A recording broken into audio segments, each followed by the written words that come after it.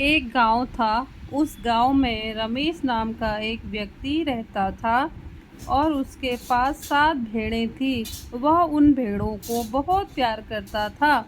वह रमेश को अपने माँ की तरह मानते थे।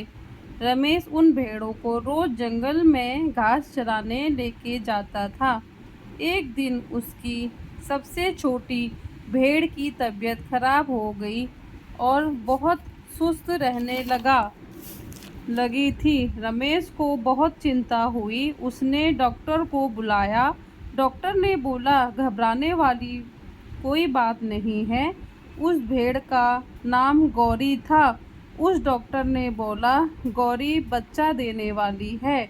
रमेश बहुत खुश हुआ। एक दिन वह सब भेड़ों को घास चराने लेकर गया तो बहुत तेज आंधी तूफान आने लगा। उस रमेश ने अपने भेड़ों को जल्दी जल्दी घर चलने को बोला। आंधी तूफान से उसको कुछ दिखाई नहीं दिया।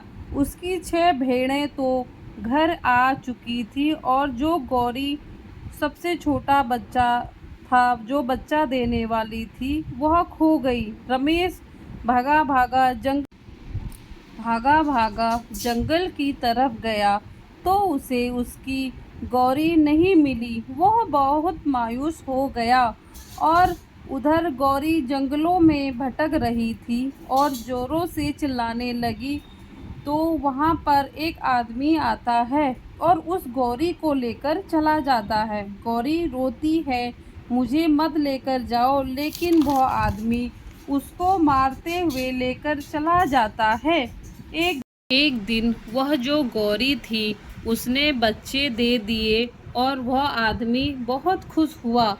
अब तो मैं यह भेड़ का दूध निकालकर बहुत पैसे कमाऊंगा। उसने गौरी के बच्चों को दूध नहीं पिलाया, उसका दूध निकालकर बेचने चला गया। गौरी ने बच्चे बहुत कमज़ोर हो गए और गौरी भी बहुत रोने लगी। मेरे बच्चों का क्या होगा? वह आदमी रोज़ ऐसे ही करता था।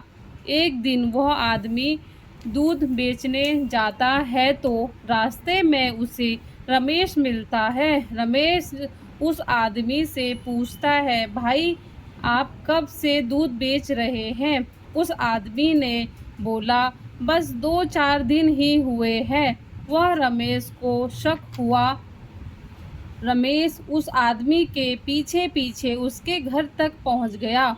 उसने देखा गौरी बहुत कमज़ोर हो गई थी और गौरी ने बच्चे भी दे दिए थे। रमेश को वहां देखकर गौरी बहुत खुश हुई।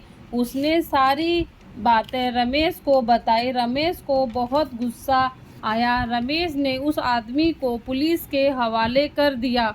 गौरी और उसके बच्चों को घर लेकर आ गया। इसीलिए बोलते हैं, बेईमानी ज़्यादा दिन तक काम नहीं आती।